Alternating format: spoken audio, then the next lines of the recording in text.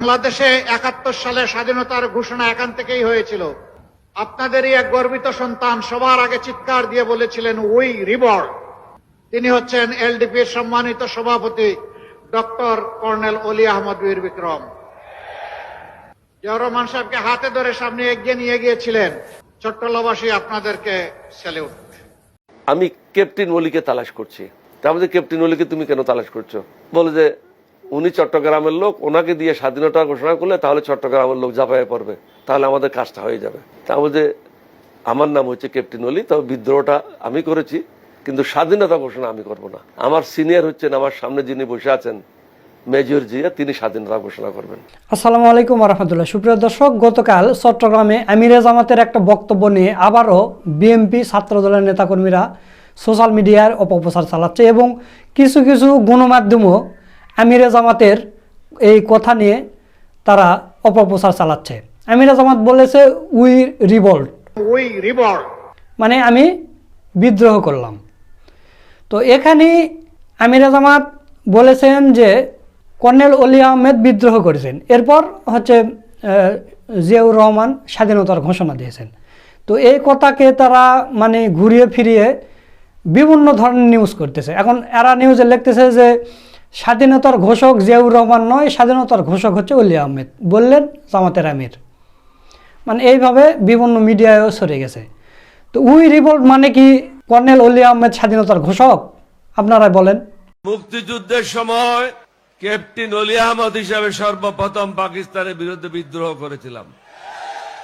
চট্টগ্রাম সেনানিবাসে গোলাগুলি শুরু হয়েছে, অষ্টম বেঙ্গল সেনাদেরকে নিয়ে আমি বিদ্রোহ করি এবং প্রেসিডেন্ট জিয়াকে দেওয়ানহাট নামক স্থান থেকে ফিরিয়ে নিয়ে আসি। অতঃপর দুজনে মিলে কালুঘাট বেতার কেন্দ্রে যায়। পরের দিন তিনি বাংলাদেশের স্বাধীনতা ঘোষণা করেন। দর্শক, আপনারা জানেন যে আমিরে জামাতকে বিতর্কিত করতে এরা বিভিন্ন ধরনের প্রোগ্রাম হাতে নিয়েছে, আপনারা একের পর এক দেখতেছেন। তো আমিরে জামাতের বিরোধিতা করে লাভ হচ্ছে না, কারণ চট্টগ্রামে আমিরে জামাত যে ইতিহাসটা সৃষ্টি করেছে, পাহাড়ের জনগোষ্ঠীরাও এখন দাঁড়িপাল্লার মিছিল করে। আপনারা স্ক্রিনে দেখেন, পাহাড়ের জনগোষ্ঠীরা, ক্ষুদ্র নিগোষ্ঠী, এরাও দাঁড়িপাল্লার মিছিল করে, যেটা কোনোদিন কল্পনা করা যায়নি। এবং আমিরে জামাত যে চট্টগ্রামে কি ইতিহাসটা সৃষ্টি করেছে সেটা একটা ভিডিওর মাধ্যমে আপনাদের জানাতে চাই। এই ভিডিওটা দিয়েছেন আমাদের বড় ভাই মোহাম্মদ সুলাইমান। তো চলুন আমরা সেই ভিডিওটা একটু দেখে আসি। আমিরে জামাতের ব্যতিক্রমী বৃহত্তর চট্টগ্রাম সফর। আমিরে জামাতকে ঘিরে চট্টগ্রামে নানান জল্পনা কল্পনা, নানান রহস্য। দর্শক, এক কথা বললে বৃহত্তর চট্টগ্রামে চমক দেখিয়ে এসেছেন আমিরে জামাত এবং আমিরে জামাতকে ঘিরে এক প্রকার তোলপাড় সৃষ্টি হয়েছে। দর্শক, বৃহত্তর চট্টগ্রাম, কক্সবাজার কিংবা পার্বত্য জেলাগুলো এবার জামাত চমক দেখাবে। দিন যত সামনে যাচ্ছে, প্রধানমন্ত্রী হওয়ার দিকে আমিরে জামাত তত এগিয়ে যাচ্ছে। একজন ব্যক্তি প্রধানমন্ত্রী হতে তার যে গুণাবলী, তার যে অ্যাজেক্টিভ দরকার এবং টিকে থাকতে হলে আমিরে জামাত নতুন নতুন সে অ্যাজেক্টিভ পাচ্ছেন। যেমন দাদু ফ্যান ক্লাব, দাদু দাদু স্লোগানে জাতির অভিভাবক এই দাদু ডাক্তার শফিকুর রহমান। তরুণরা, বাচ্চা ছেলেরা দাদুর কোলে উঠে। সুন্দর সুন্দর জামাইগুলো ভালো আছেন? আল্লাহ তাআলা যাবে না, ঠিক আছে, আমার সাথে থাকবে। যাবে না, আব্বুর কাছে যাবে না, হ্যাঁ যাবে না। আসসালামু আলাইকুম। আসেন আসেন আসেন, কিছুদিন থাকুক, আসেন আসেন। আসসালামু আলাইকুম। ইনশাআল্লাহ ইনশাআল্লাহ। প্রধানমন্ত্রী হতে হলে এরকম স্পেশাল কোনো গুণাবলী বা অ্যাডজেক্টিভ আপনার দরকার, নইলে তারেক রহমানের যে অবস্থা একটু দেখেন, প্রধানমন্ত্রী হওয়ার কোনো সম্ভাবনাই নেই। যাকে মানুষ বলে সোরা তারিকা, যাকে বলে খাম্বাসোর 10%, এরকম কোনো বিতর্কিত লোক, ইন্টার পাস, এরা এই নতুন বাংলাদেশের প্রধানমন্ত্রী হবে এটা আমি কিছুতেই মনে করতে চাই না। আর ডাক্তার শফিকুর রহমানের অবস্থান দেখেন, মাকাম দেখেন, সারা পৃথিবী এখন ডাক্তার শফিকুর রহমানকে চায়। আল্লাহ তাকে হয়তো কবুল করেছেন। চট্টগ্রামের বিভিন্ন মোড়ে গেম অফ থ্রোনসের আদলে জামাতের আমিরের পোস্টার টানানো হয়েছে। এই পোস্টার প্রমাণ যে আগামীর প্রধানমন্ত্রী ডাক্তার শফিকুর রহমান। তরুণরা গ্রহণ করছে। ডাক্তার শফিকুর রহমানকে এভাবে নানান অ্যাঙ্গেলে এদেশের নন পলিটিক্যাল মানুষজন দেখছে। এই পোস্টার কারা লাগিয়েছে? জামাত ইসলামী বলছে এই পোস্টারের সাথে তাদের কোনো সম্পর্ক নেই। গেম অফ থ্রোনসের আদলে জামাত পোস্টার লাগাবে, এটা তো হতেই পারে না। তাহলে এটা রহস্য। এটা নিয়ে চট্টগ্রামে নানান আলাপ আলোচনা। প্রথম আলো, ডেইলি স্টার থেকে শুরু করে বিভিন্ন জাতীয় মিডিয়া রিপোর্ট করেছে এবং এটা হিট তোলপাড়, একটা রিপোর্টে হিউজ রিচ। আজকে সারাদিনে প্রথম আলো, ডেইলি স্টার সহ বিভিন্ন প্রভাবশালী গণমাধ্যম যত রিপোর্ট করেছে তার মধ্যে গেম অফ থ্রোনস এর আদলে আমিরে জামাতের যে পোস্টার, ওইটা সবচেয়ে বেশি রিচ পেয়েছে। দেখেন এটা কারা করেছে। পোস্টারে আমরা যে দেখতে পাচ্ছি যে তলোয়ারের মতো একটা কিছুতে দাড়িপাল্লা লাগানো এবং পাশে মানে হোয়াইট ওয়াকার্স। যারা game of Thrones TV series আপনারা দেখেছেন, অনেকে জানেন, এটা দেখা উচিত।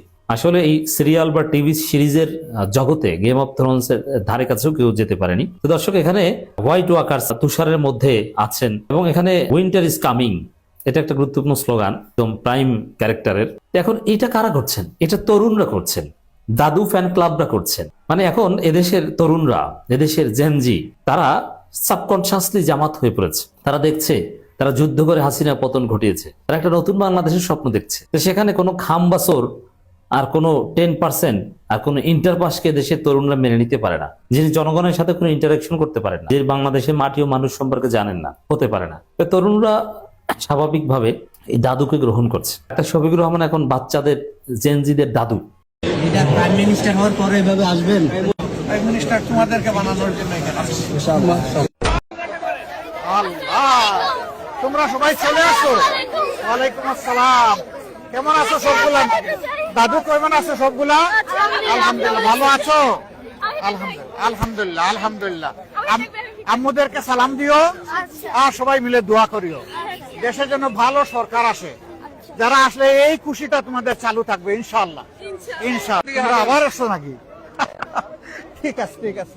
আর আমরা যারা জেনজি পার করে এসেছি, আমাদের ভাই বা কারো কারো আঙ্কেল। তো দর্শক, তো এই যে রহস্য, চট্টগ্রামের মোড়ে মোড়ে জামাত যেটা করেনি, পোলাপান এটা করেছে, বাচ্চা ছেলেরা বা জেনজি এটা করেছে। তো এটা একটা রহস্য। এই রহস্য ডাক্তার শফিকুর রহমানকে প্রধানমন্ত্রী পদের দিকে নিয়ে যাচ্ছে। এভাবে ধীরে ধীরে দেখবেন এই যে গেম অফ থ্রোনস এর আদলে পোস্টার, এটা ডাক্তার শফিকুর রহমানকে একটা নতুন ইমেজ দিয়েছে।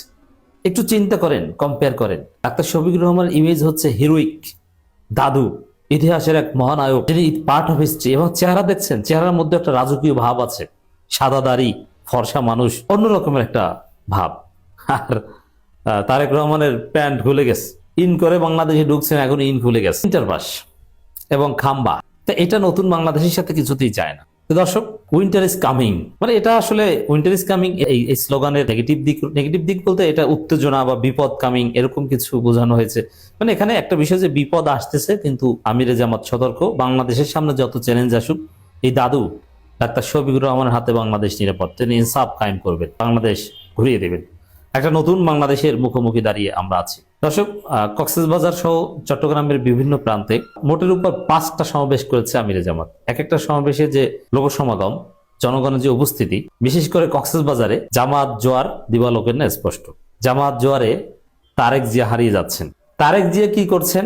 অনেকগুলো জেলা একত্র করে একটা সমাবেশ করে বাসায় যেয়ে ঘুমাচ্ছেন। আবার সমাবেশ করতে করতে তার প্যান্টের ইন খুলে যায়, ইন করে যান, আসার সময় ইন থাকে না, খুলে যায়। কিন্তু ডাক্তার শফিকুর রহমান এক এক জায়গায় এক একটা সমাবেশ করছেন।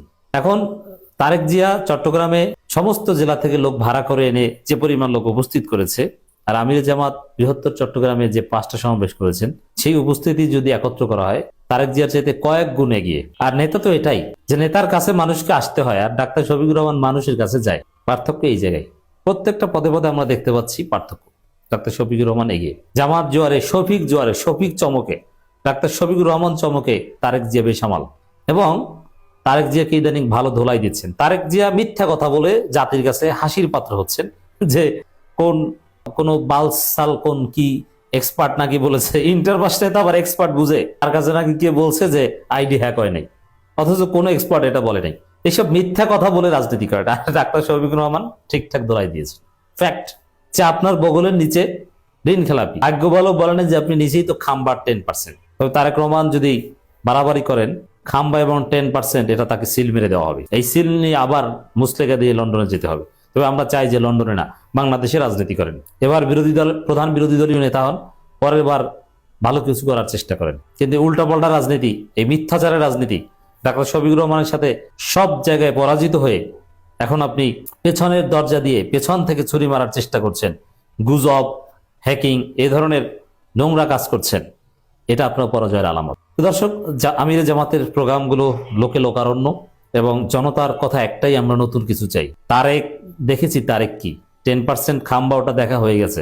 এবার আমরা দাদুকে দেখতে চাই। দর্শক, কয়েকদিন আগেও বিএনপির যে পরিমাণ ভোট ছিল, নারী নির্যাতন থেকে শুরু করে নারী হত্যা, বিএনপি সন্ত্রাস এবং সেই যুক্তরাষ্ট্রের সেই অ্যাপস্টাইন ফাইলের সাথে বিএনপি নেতাদের সম্পৃক্ততা পাওয়া যাওয়া, নরখাদক শিশু নির্যাতনের সাথে আব্দুল আউয়াল মিন্টুর যে সম্পৃক্ততার কথা উঠে এসেছে, এতে ওভারঅল বিএনপির ভোট দিন দিন জ্যামিতিক হারে কমছে।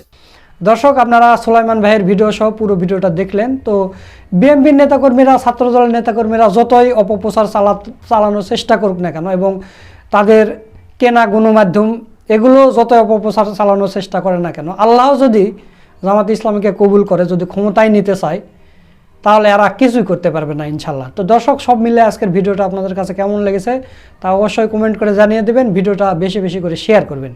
সকলকে ধন্যবাদ। আসসালামু আলাইকুম ওয়া রাহমাতুল্লাহ।